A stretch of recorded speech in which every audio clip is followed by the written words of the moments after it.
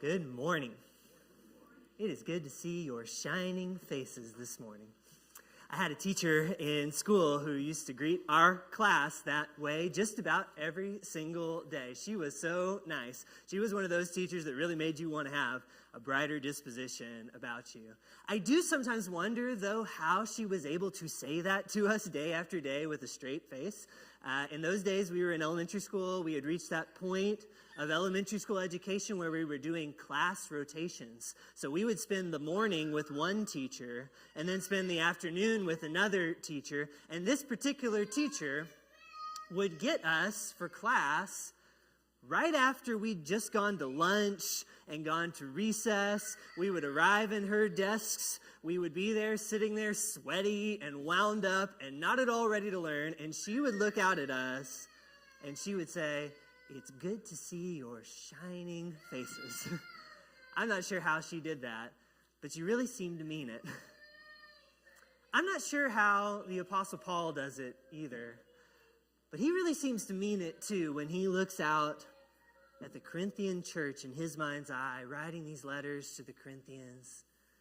And he looks out to them, and what he sees in his mind are shining faces. Shining faces are what he sees. How did he see that? In some ways, it probably would not have been very easy. Just last week we were talking about 2 Corinthians chapter 3, and we're going to get back into that chapter again today. If you'd like to get out a Bible and be turning there, 2 Corinthians chapter 3. In this chapter, we get this interesting, illuminating glimpse into the relationship that Paul has with the Corinthian church. And since its beginnings, back in Acts chapter 18, about 5 years have passed to the time that this letter was written. And boy, things have gone from pretty good to not so good in those 5 years. We've discovered by this point in this chapter, as we talked about last week, that things have not been so easy with the Corinthians. Paul loved that church, but they didn't always love him very well in return. And when he was gone, they started questioning him. And we talked about this last time. There seems to be some clamoring for Paul's credentials to be reviewed. And should we really be trusting him and listening to him? And there are other people coming in and stoking the flames of these doubts about him. So in this chapter, Paul is addressing this difficult concern. We talked about the first half of that last time. Here we have the second half. And in both halves of this chapter, Paul doesn't really want to dwell on himself or promote himself. Instead, he turns the attention with kindness and love in his heart. He turns the attention to this question instead. What do people see in you? That's all that Paul wants to focus on. Let's not talk about me. Let's think about what others see in you because you are in Christ. So in the first half of this letter, Paul says, here's what I see in you. I see in you a letter recommending Christ to the world. That's what I see. When others look at you, they see your life like a letter. And I say it's a letter recommending Christ. And now as we get to the second half of the chapter, Paul is going to say something even more tender and inspiring. He's going to say to that church in Corinth, when others look at you, I hope they see what I see. Because what I see, shining faces. Shining faces. Let's hear it straight from God's word. We're picking up now in verse 7 of 2 Corinthians chapter 3. These verses can be a little bit difficult to unpack because what Paul is going to say from here to the end of the chapter really depends upon this analogy from the Old Testament. Let's read a little bit and then we'll kind of make sure that we're on the same page with it. So beginning in verse 7, it says, "Now if the ministry that brought death, which was engraved in letters on stone, came with glory, so that the Israelites could not look steadily at the face of Moses because of its glory, transitory though it was, will not the ministry of the Spirit be even more glorious? If the ministry that brought condemnation was glorious, how much more glorious is the ministry that brings righteousness? For what was glorious has no glory now in comparison with the surpassing glory. And if what was transitory came with glory, how much greater is the glory of that which lasts? Okay, so I know those verses are really densely packed with a lot of things in it. It said the word glory a whole lot, and it can be kind of hard to follow a little bit.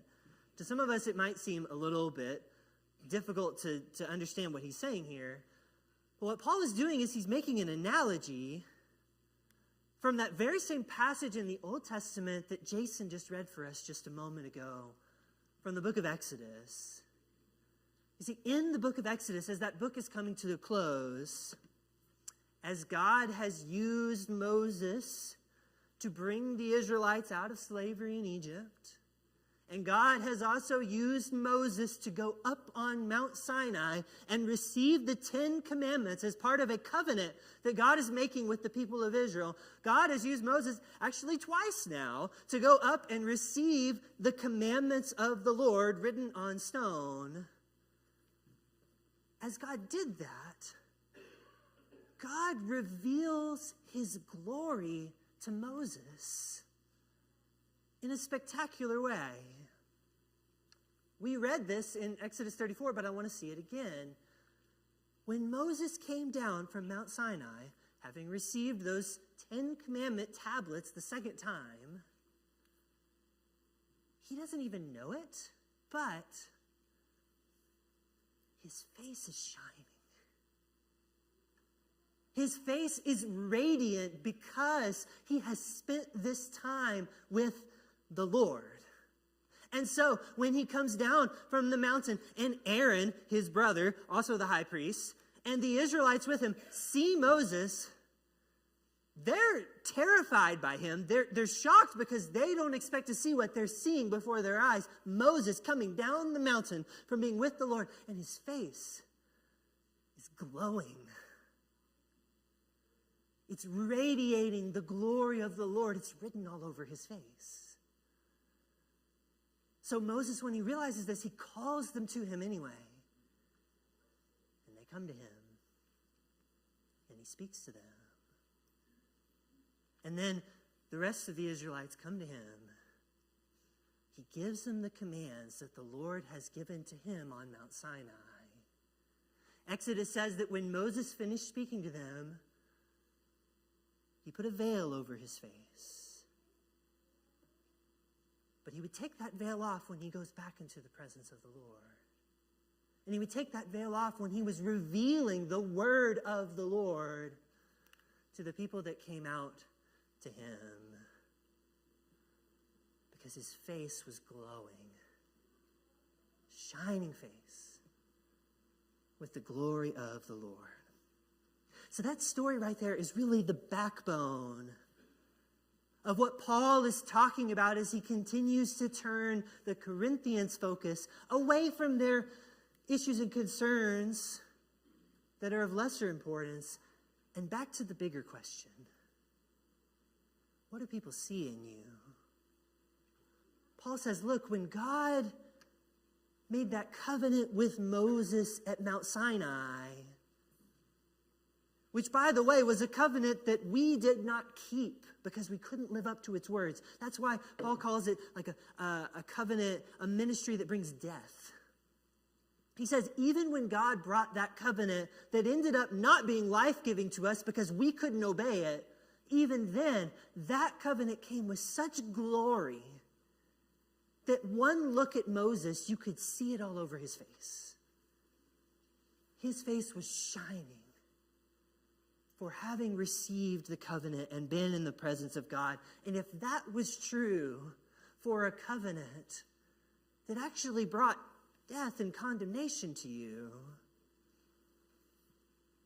then what happens when God brings a covenant in Jesus that brings everlasting life?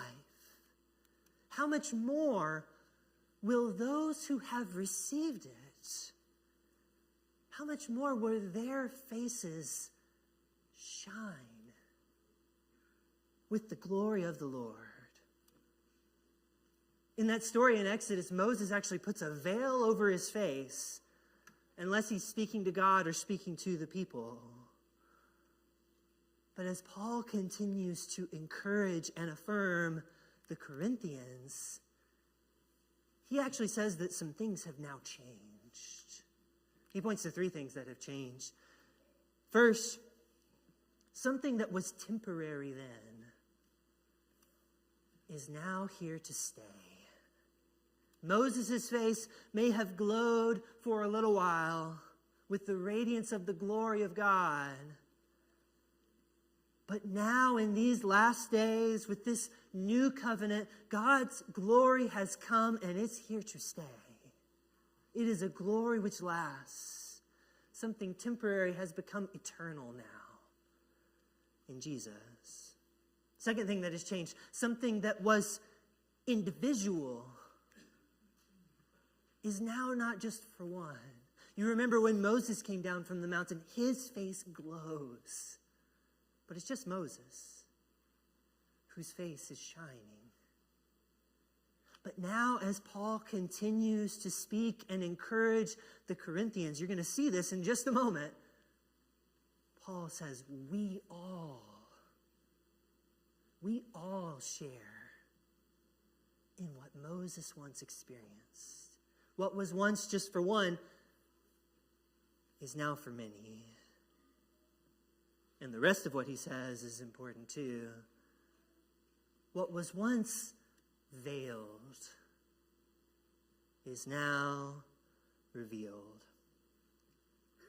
Moses wore that veil over his face because of how shocking it was to see the glory of the Lord reflected on his countenance.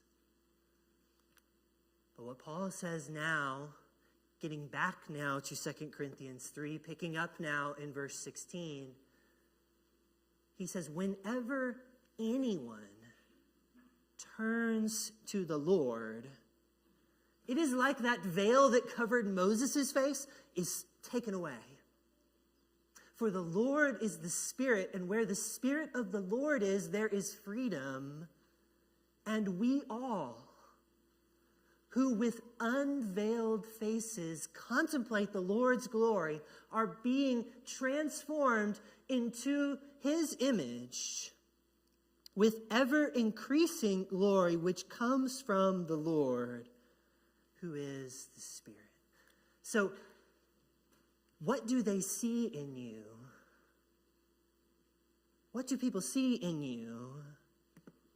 If that's the question, Paul's answer is that people can see, they should see, the glory of the Lord reflected on our faces. The glory and unveiling of God's love shining through our very lives. And the thing that makes it shine,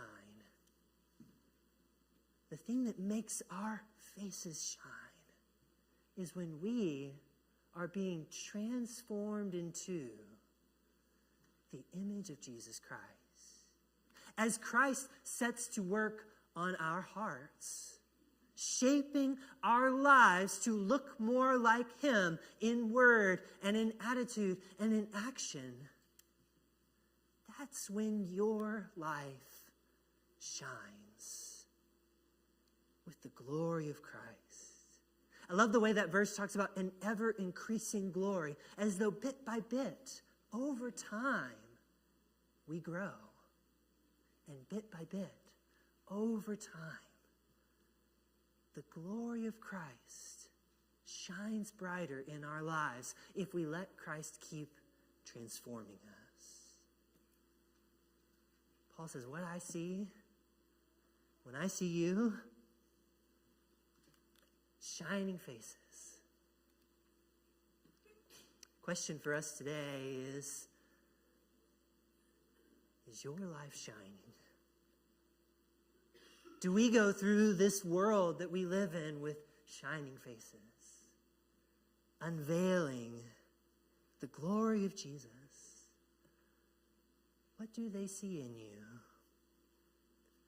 Do they see shining faces because Christ is transforming your life? It's a big challenge. Do you know, another thing that I see in this passage, a related challenge, is that we ought to help each other see when Christ is shining on each other's faces. You know, one interesting thing about when Moses came down the mountain. When he comes down the mountain, I think he's probably surprised by the looks on the faces of the people who are looking back at him, because he hasn't been looking in the mirror. He did not realize, is what Exodus 34 said, he did not realize that his face was radiant with the glory of the Lord. Think also about the Corinthians here. Paul is writing to them to tell them how brightly their lives can shine and even do shine. He doesn't say, I just want you to shine. He says, this is what you are. We all, with unveiled faces, are being transformed, and Christ is shining through you. Paul is helping the church to see something they may not have realized about themselves. Christ is shining in your life. When was the last time that you told someone, like your spouse or your child or your grandchild or your friend, when was the last time you said to them, I see Christ shining in your life? When was the last time that you encouraged someone and said to them, it's good to see your shining face? Like my teacher would do when we'd sit in our little blue chairs and our little desks. I think we actually need each other's help quite a lot to recognize the glow of Jesus coming out of our lives.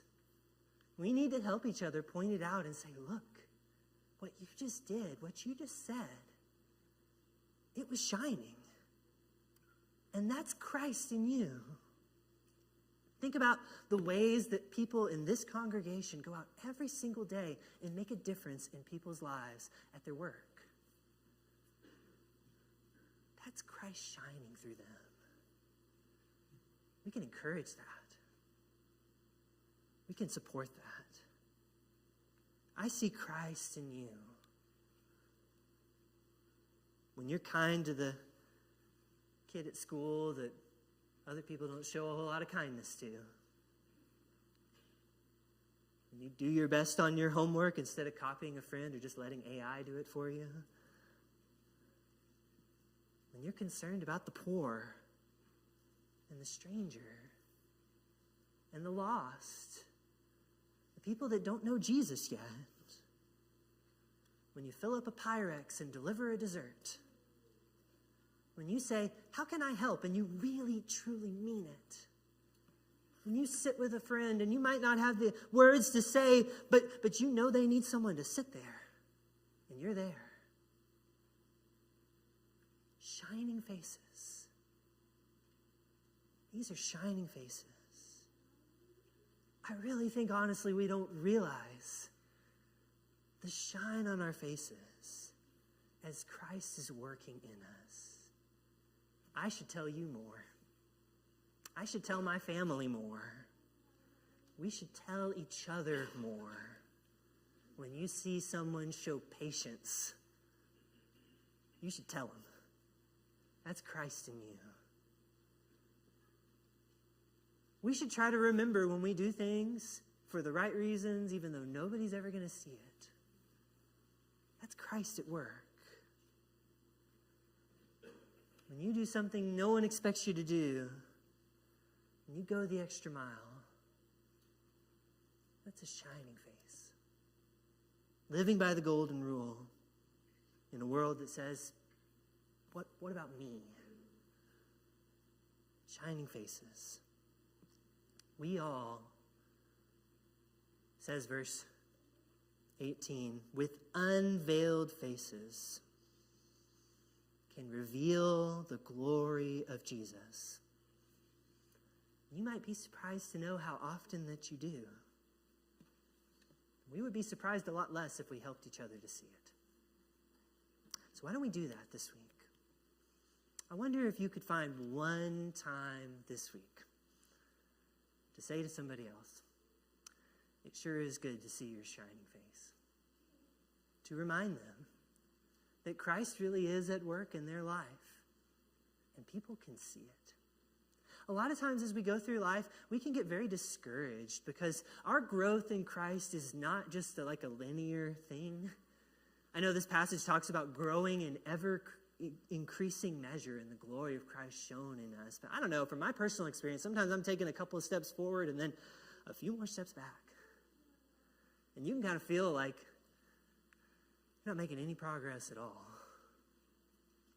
What an encouragement it can be when somebody says, no, you're getting there. It's written all over your face. You could help somebody with that this week. That might make the difference in them pressing forward toward a life that continues to resemble Jesus more and more, living in the freedom of the Spirit. Maybe it's time for you to take a step in that direction in your own life today. Because the truth is, Christ is calling us to be those shining faces in the world that bring light to the world. Jesus in the Gospel of John says, I am the light of the world. But Jesus in Matthew says, you are the light of the world. Because we share in his work of reflecting his glow so that others can see and know the glory of God. So maybe you need to live with that responsibility on your heart this week. Of course, one of the ways that Christ is glorified most of all is when one of his children chooses in obedience to respond to the gospel, to be washed clean of their sins, to be raised up in a new life so that their life might shine for Jesus. Maybe somebody here today is ready to do that. However we may be called or challenged, let's encourage one another and let's respond while together we stand and sing this song.